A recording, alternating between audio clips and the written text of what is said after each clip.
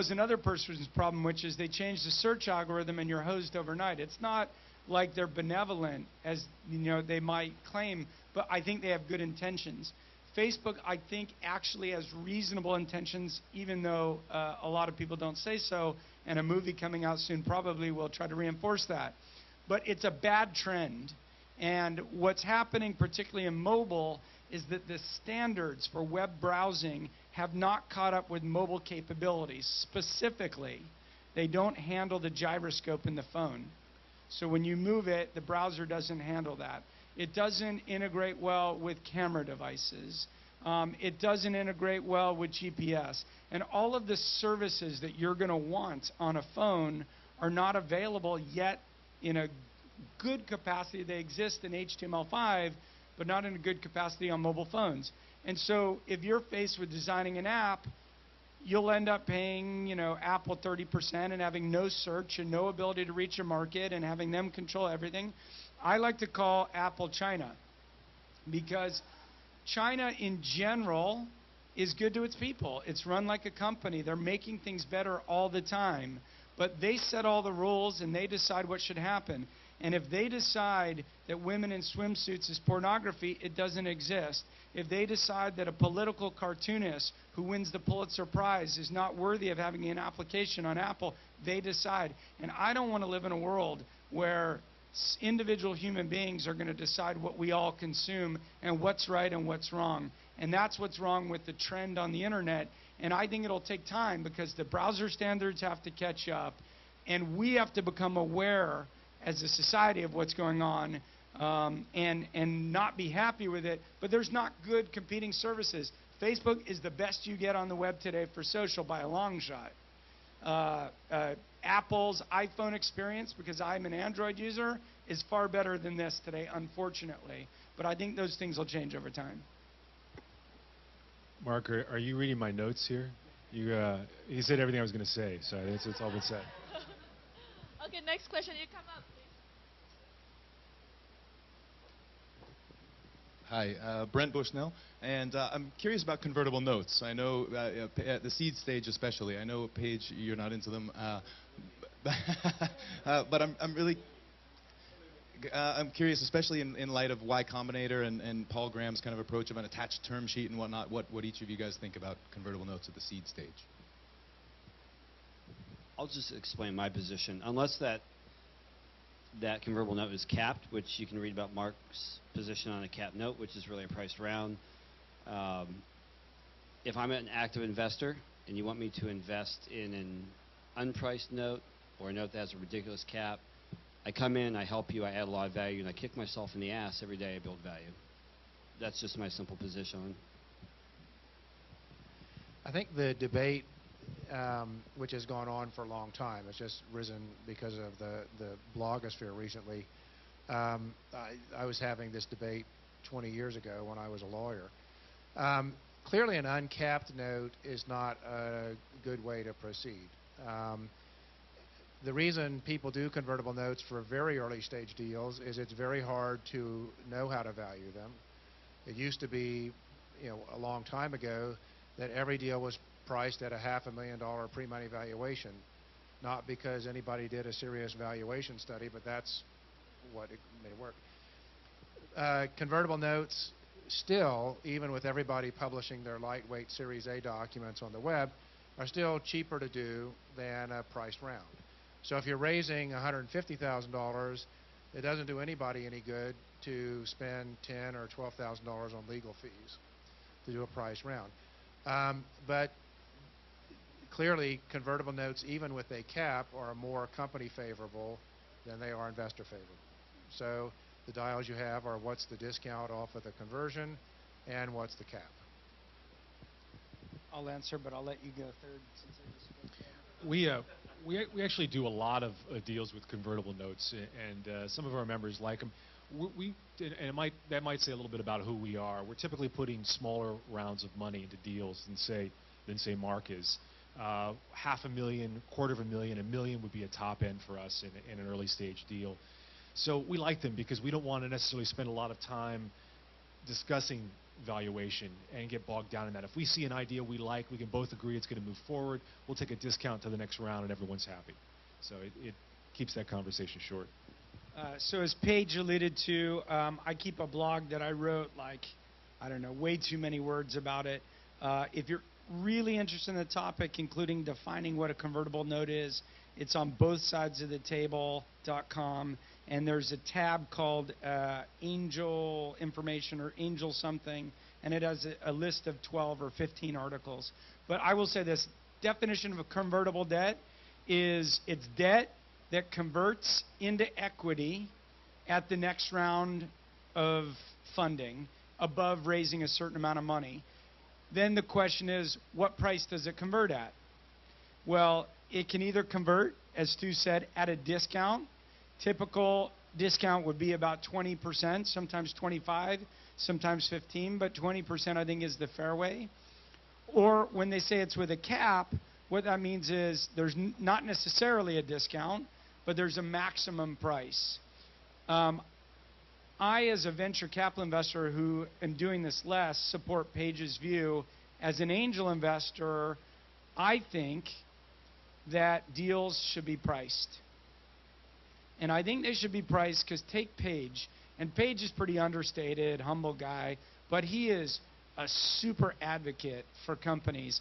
I watched him fund Gendai Games, bring the CEO from Austin to LA, get the Austin VC committed, get the LA VC committed, get a second LA VC on board, and get a bunch of us, including myself, to throw in angel money, personal money behind the deal.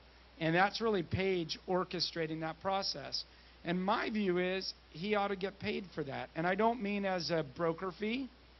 I mean, if a guy's going to write the first check and literally write it, and you got cash in the bank, he has taken way more risk than the person who came 6 months later. And if that person is going to walk it around and get people excited, and then suddenly, instead of $1.5 million pre, people pay 8 pre, in a sense, he's screwing himself by doing hard work on your behalf. And I think you want those incentives aligned.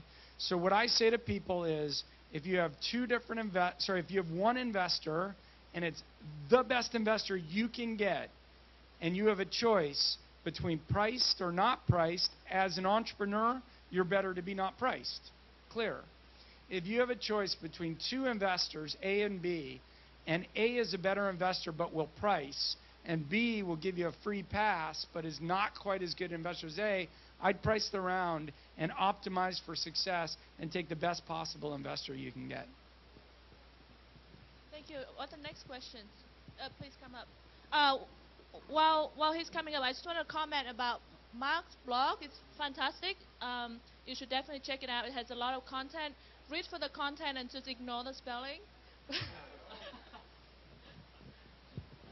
Wow, you're my type of guy. I don't spell good either. I think my question is... There you go. Well, that says a lot about me. My question is not, obviously a lot of people are asking questions about future earnings and all this. I'm an entrepreneur. I've been self-funded since 1992. All my companies, I've done that. This is the first time where a startup, because we started an aggregation software, that I've needed some extra money. And obviously I brought this question up yesterday on the angel investment meeting, how we picked a bad investor, and that's hurt us.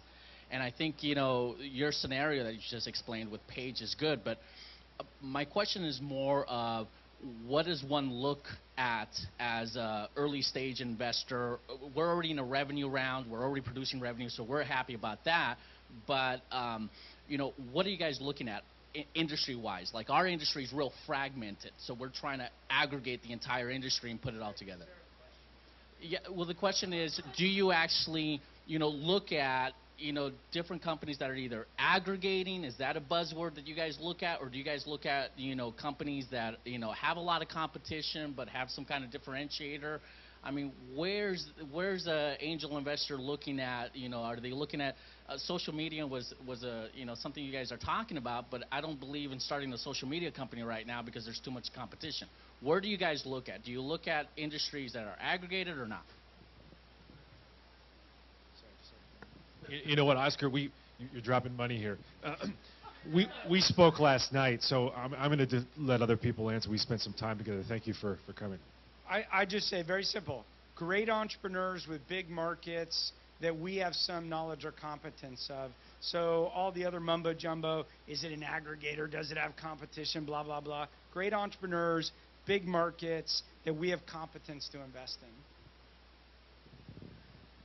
For me, as a personal investor, I try to avoid, if I understand your question correctly, I would not invest in any business that was going to aggregate a market, because those tend to take a lot of money. And as an angel investor, I don't think you want to be an investor in a company that's going to require a lot of money, because you end up getting washed out. I don't know, I look at like good market, great idea, better people, and ideally shitty competition. That would be like my dream day. I want to elaborate on something that Alan said. I think it's a really important point. We're always looking at the amount of money that's coming in after ours.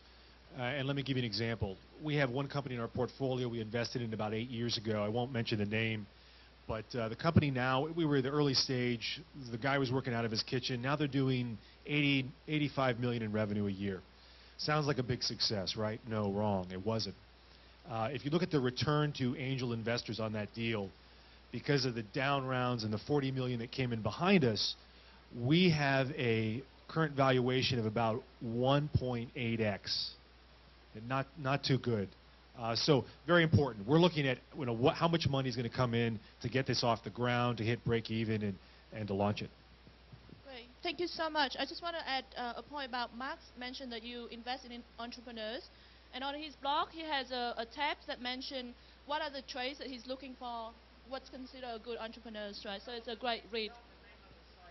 The site is bothsidesoftheTable.com, or both BOTHSI.SEUs. Okay, so thank you so much for being here. We actually run out of time, so we have to wrap up. So I really like to please help me thank the panelists. They've been fantastic. Thank you.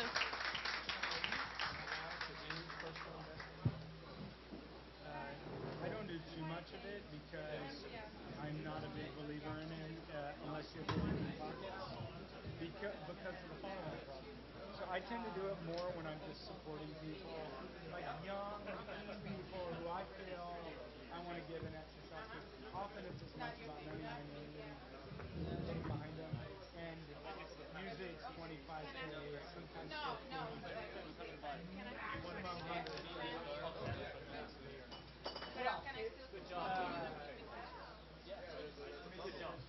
Thank you. Appreciate it. I'm not actively seeking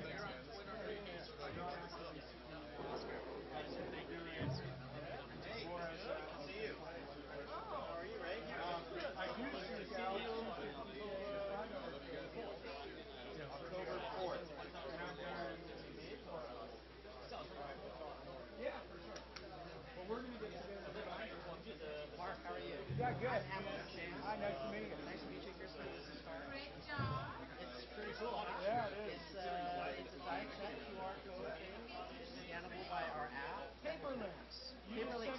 I sent you an email, and I sent you a card. Great. So I asked Tasha to reach out to you. Oh, okay. I love it. Tasha's my assistant. Okay, I'll definitely. I wrote on the back of the card and told her to reach out to you. Oh, yeah, okay. Just give me 1 second. I am so excited to talk to you. What an awesome card. Thank you. Thank you. I've been doing printing since